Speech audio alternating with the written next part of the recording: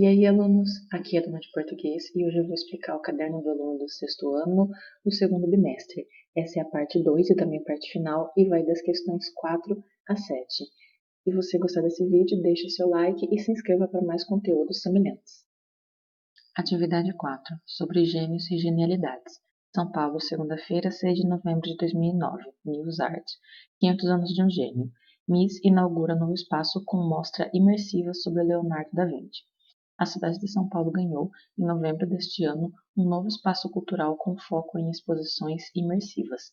Idealizado pelo Miss Museu da Imagem e Som, o novo espaço, chamado Miss Experience, recebeu em sua estreia nada mais nada menos que uma exposição dedicada ao grande mestre italiano Leonardo da Vinci. Além de uma viagem que conta a vida e o legado de Da Vinci, a mostra propicia aos visitantes uma incrível experiência multissensorial e interativa, através de experimentos científicos e projeções de vídeo em uma galeria exclusiva. O gênio Da Vinci. Leonardo da Vinci nasceu em 1452, século XV, em Anciano, província de Florença, atualmente Itália, e faleceu em Abois, França, no ano de 1519, século XVI. Foi uma das figuras mais importantes do Alto Renascimento. Destacou-se em diversas áreas: ciências, matemática, engenharia, anatomia, pintura, escultura, arquitetura, botânica, poesia e música, além de inventos que o tornaram conhecido pela genialidade. Da Vinci também é considerado o precursor da aviação e da balística. Ficou reconhecido como um dos grandes pintores de todos os tempos e, não injustamente, como o ser humano com o maior número de talentos reunidos em uma única pessoa. Sua obra mais conhecida, a Mona Lisa, está exposta no Museu do Louvre, em Paris, na França. Depois de ler a reportagem 500 anos de um gênio, responda as questões propostas. 1. Qual é o fato retratado na reportagem? O fato, então, pessoal, abordado é a amostra imersiva sobre o Leonardo da Vinci no Museu da Imagem e do Som. 2. É possível situar o fato no tempo e no espaço? Volte ao texto e indique quando e onde o fato ocorreu. Então, vamos lá grifar. Mas antes de grifar, para localizar quando e onde o fato ocorreu, é importante responder a primeira parte da pergunta. Quando ele quer saber se é possível situar o fato no tempo e no espaço, sim, é possível. Aqui então, pessoal, eu grifei a data de publicação da notícia. A gente tem que o tempo é 6 de novembro de 2019. E com relação ao espaço, aqui, por exemplo, ele situa também que é em São Paulo. Aqui embaixo também ele fala, né, que é na cidade de São Paulo. E mais especificamente no MIS, Museu da Imagem e Som, né? E mais especificamente ainda, né, dentro do MIS foi no novo espaço chamado Miss Experience. Então, esse, no caso, é o espaço. 3. A foto que aparece na reportagem tem relações com o texto verbal? Por quê? Comente. No caso, são as fotos, né? Porque são duas. Essa daqui é a primeira, que é um protótipo feito pelo Da Vinci, da primeira roupa de mergulho. E essa aqui é a segunda, que é famosíssima, que é a Mona Lisa.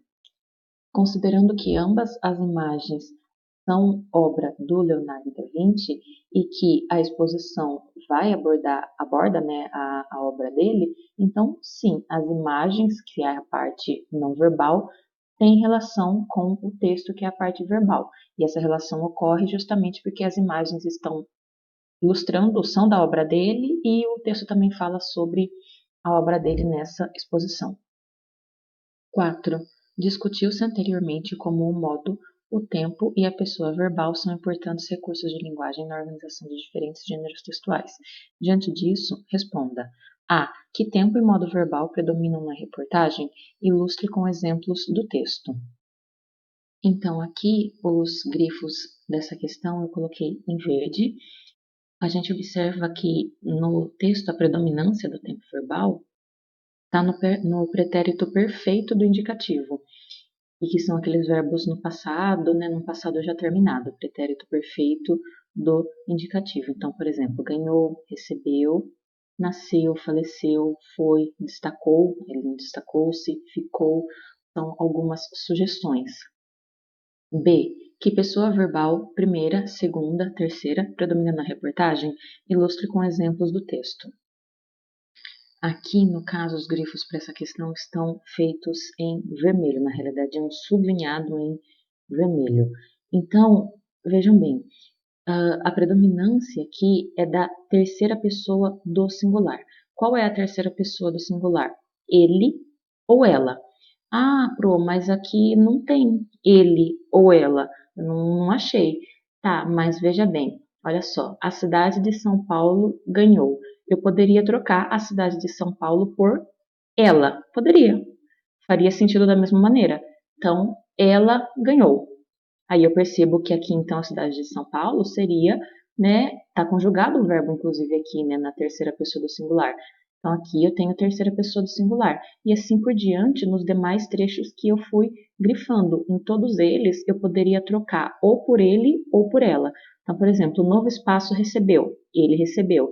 A mostra propicia, ela propicia. Leonardo da Vinci nasceu, faleceu, foi e destacou-se. Ele nasceu, faleceu, foi e destacou-se. Da Vinci também é considerado, ele é considerado. Ficou reconhecido, ele ficou reconhecido. Aqui no caso não seria uma substituição, né? Como se estivesse escondidinho, assim como nesses. Sua obra mais conhecida, a Mona Lisa, está exposta. Ela está exposta.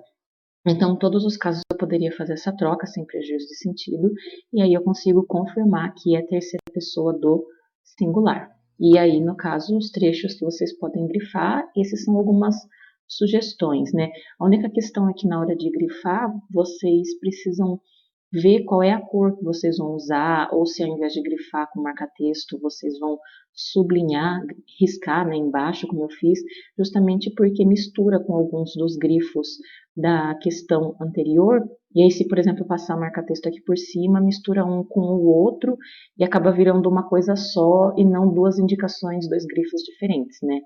Então convém, de repente, sublinhar embaixo para ficar mais nítido o que vocês querem indicar. C. Com base no que você respondeu na questão anterior, comente. Por que a pessoa verbal identificada predomina nesse gênero textual? Só relembrando, então, né, as pessoas verbais, primeira, segunda e terceira, a primeira pessoa é aquela que fala, a segunda é aquela com quem se fala e a terceira é aquela de quem se fala, ou seja, o assunto. Então, aqui no caso, o assunto é o Leonardo da Vinci, a obra dele e a mostra. Isso é aquilo de que eu falo, né, de quem eu falo. Então, justamente por isso, por conta de Leonardo da Vinci, a mostra serem aquilo de quem eu falo, que a terceira pessoa é utilizada e predomina nesse gênero textual. 5. Leia o excerto seguinte. Da Vinci é considerado o precursor da aviação e da balística. De acordo com esse trecho, e também com base na biografia de Santos Dumont, é possível inferir que a. Leonardo da Vinci e Santos Dumont desenvolveram juntos inventos relacionados à aviação. B. Leonardo da Vinci desenvolveu projetos de aviação na Itália e os enviou a Santos Dumont no Brasil. C. Leonardo da Vinci e Santos Dumont interessaram-se pela aviação, porém em momentos e lugares distintos. D. Leonardo da Vinci e Santos Dumont interessaram-se pela aviação no mesmo momento e no mesmo lugar. Para responder essa daqui, é preciso voltar um pouquinho na biografia do Santos Dumont. Ela está no começo desse caderno do aluno e lá fala que o Santos Dumont nasceu no século XIX. E aqui, quando a gente leu agora há pouco sobre o Da Vinci, a gente viu que ele nasceu no século XV, ou seja, né, ele viveu 4 séculos antes do Santos Dumont. No texto do Da Vinci fala que ele é o precursor da aviação e da balística.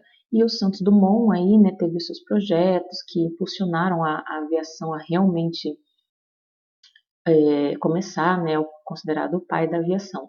Então não tem como eles terem desenvolvido nada ao mesmo tempo, porque eles viveram em épocas diferentes. Então a alternativa correta é a letra C, eles se interessaram pela aviação, porém em momentos e lugares distintos. 6. Considere o excerto. Além de uma viagem que conta a vida e o legado de Da Vinci, a mostra propicia aos visitantes uma incrível experiência multissensorial e interativa, através de experimentos científicos e projeções de vídeo em uma galeria exclusiva. Na expressão em destaque, a palavra incrível Revela o ponto de vista do enunciador sobre a experiência propiciada pela exposição. Aqui a gente tem que colocar se é verdadeiro ou falso, tá? Então, vamos lá. Essa aqui é verdadeira. 2. Expressa uma apreciação positiva do enunciador. Sim, incrível é um comentário positivo, verdadeiro. 3. Expressa uma apreciação negativa do enunciador. Falso, porque é uma apreciação positiva e porque também se opõe a 2. 4. Pertence à classe dos adjetivos. Verdadeiro, incrível, adjetivo. 5. Caracteriza e modifica o sentido do substantivo experiência. Então, verdadeira também, que dá uma característica para a experiência. Então, sabendo que a 1, 2, 4 e 5 são verdadeiras, vamos ver qual a alternativa correta. Tá aqui na letra C, 1, 2, 4 e 5 são corretas afirmativas. Leonardo da Vinci, como já descrito, foi um gênio de talento admirável em várias áreas do conhecimento. Sua vida e obra inspirou da ciência à arte. Uma das mais famosas obras literárias, que até já virou filme, é O Código da Vinci, uma história com muitos mistérios e grandes enigmas que vão se revelando durante a narrativa. E aí o link para vocês conhecerem mais a respeito. Atividade 5, decifrando enigmas. 1. Analise a imagem a seguir. Então, aqui a gente tem a imagem da Mona Lisa. A qual objeto do universo dos jogos a imagem remete? A uma carta de baralho. B. Encontre na ilustração duas referências a Leonardo da Vinci. Explique.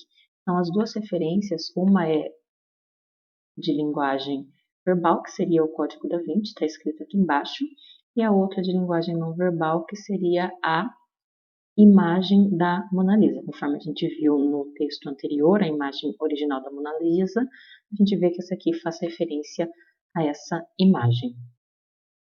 C. Qual a relação entre os números e a mensagem escrita na imagem? Aqui a gente vê, então, que tem uma série de números, né? 5 com 3, com 6, com 4, com 2. Vamos somar para ver quanto que dá? 4 com 2, 6 com mais 6, 12, com mais 3, 15, com mais 5, 20. Olha como está escrito aqui o Código da Vinci. Esse dá está com acento, como se fosse o verbo dar. E aí, quando a gente vê como se escreve o Código da Vinci no original, a gente vê que esse dá não tem acento, né? No Da Vinci, no nome do Da Vinci, esse dá não tem acento. Foi colocado aqui propositalmente, não foi um erro, tá? E a gente vai entender por quê. Os números da carta, que seriam o enigma, quando eu somo, dá 20. Então, é uma brincadeira aqui, o Código da Vinci, e esse dá, inclusive com acento, é uma brincadeira justamente com esses números, que são o código, que são o enigma, que quando eu somo, dá 20, né? 20 no sentido de número mesmo. D. Qual a função do acento agudo na palavra dá? Qual a modificação que este sinal promove? Então, como eu comentei no Da Vinci original, ó, como está escrito aqui, Da Vinci, sem o acento, né, é o modo original como foi escrito. E ali na imagem dessa atividade está com acento. Então, ele transforma o que era uma preposição em um verbo. Essa é a modificação. E qual a função da palavra código na imagem? No caso da imagem, código é uma coisa a ser decifrada, né? Daí faz referência aos números e é o que deve ser decifrado com relação aos números. F. A palavra 20, no contexto da ilustração, pode ser associada a quê? 20, de Da Vinci, do homem Da Vinci, na ilustração ela pode ser associada a 20 do número 20, tá? Conforme eu comentei na imagem. Atividade 6. De aviões a super-heróis. O que fazem os super-heróis? Quem é seu super-herói favorito? No espaço abaixo, desenhe ou cole uma ilustração e produza uma pequena biografia, com as principais informações sobre o super-herói que você mais admira. Caso não se lembre de nenhum, crie seu próprio super-herói, bem como sua breve biografia, como nasceu, onde viveu, como adquiriu seus superpoderes, fatos de sua vida, momentos heróicos, etc. Então, aqui nesse espaço maior, vocês vão ou desenhar ou colar uma imagem que vocês poderiam imprimir, né, uma figurinha que talvez vocês até tenham em casa, do super-herói que vocês gostam, ou pode criar também um super-herói. E aí aqui nesse espaço com as linhas vocês vão fazer a biografia dele, tá? Pode escrever em forma de texto, pode fazer em forma de tópicos também, como vocês preferirem. Atividade 7. Divulgar é preciso. Já dizia o genial Fernando Pessoa, um grande inventor da arte literária: navegar é preciso, viver não é preciso. A que se referia o poeta? A ideia de necessidade ou a ideia de precisão? A arte literária é assim: possibilita a construção figurada, conotativa da linguagem, como se observa no trecho do poema de Pessoa, a seguir. Navegar é preciso. Navegadores antigos tinham uma frase gloriosa: navegar é preciso, viver não é preciso. Quero para mim o espírito desta frase, transformada a forma para casar como eu sou. Viver não é necessário, o que é necessário é criar. 1. Pense nas seguintes situações. Divulgar é preciso, navegar é preciso, viver não é preciso. A. Em quais delas a ideia expressa em é preciso equivale a necessidade? Então percebam, conforme ele comentou, né, o próprio caderno do aluno, antes de colocar o texto do Fernando Pessoa, que preciso pode dar a ideia, naquele contexto, de necessário, ou pode dar a ideia também de exato, né? Uma coisa precisa, uma coisa exata.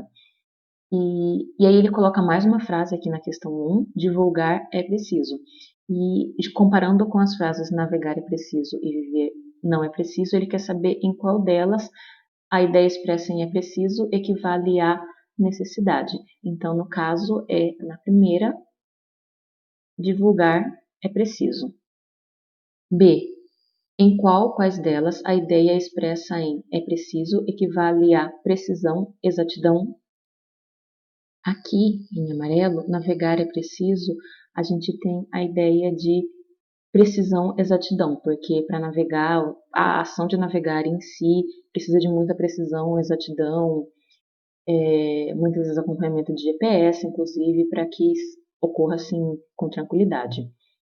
C. Nas situações acima, a expressão é preciso pode ser considerada ambígua? Comente. Uma coisa ambígua é uma coisa que tem mais de um sentido, no caso, duplo sentido. Se eu pegar, por exemplo, a frase viver não é preciso, eu posso ter duas interpretações. A primeira é que viver não é necessário, e a segunda é que viver não é uma coisa exata, não é uma coisa com precisão. Então, é uma expressão que pode ser considerada ambígua, e aí vocês podem explicar dessa maneira, né, na parte de comentar. 2. Divulgar é preciso. Imagine que sua turma formará uma liga com seus super-heróis favoritos ou inventados. Para isso, a classe organizará um concurso que contará com a apresentação de todos esses heróis, seus superpoderes e como podem contribuir com a liga. Ao final das apresentações, serão escolhidos os super-heróis que farão parte dela. O grupo deverá escolher um nome para a liga. Para divulgar o evento, elaborem um flyer. Flyer é um tipo de peça publicitária que se assemelha a um folheto. A diferença entre um e outro está, principalmente, no tamanho. O folheto costuma ser maior e conter mais informações do que o flyer. A palavra flyer é de origem inglesa e significa algo que voa. O nome justifica a finalidade desse material publicitário, ser distribuído de forma rápida entre um grande número de pessoas, de modo impresso ou digital. Por se tratar de um gênero de divulgação publicitária, é importante que a linguagem do flyer seja precisa, objetiva, clara, a fim de atingir o interlocutor com eficácia. Para produzir o seu flyer, considere as seguintes dicas. Selecione informações importantes como o nome do concurso, data, período e local. Selecione uma foto interessante e coerente para o evento. Cuide do layout do texto, diagramação, cores, tipos e tamanhos de letras, os desenhos, uma frase de efeito chamativa. Escreva o regulamento do concurso de forma breve, como o número de super-heróis por participante, se o desenho do super-herói deve ser apresentado, quanto tempo dura cada apresentação e os critérios para a escolha. Concluída a atividade, escolha um dia para a exposição das criações de todos, bem como um desenho contendo todos os super-heróis eleitos para compor a liga. No dia do evento de apresentação da liga, uma ideia interessante é os convidados aderirem ao cosplay, vestindo a roupa do seu super-herói favorito ou criado. Aqui na caixinha embaixo, ele sugere um link com mais informações sobre a produção de flyers. Eu vou abrir então para mostrar para vocês a imagem de um flyer para ficar mais fácil de visualizar como fazer essa atividade. Aqui então no link eu tenho um exemplo de flyer, assim como definição também que foi colocada.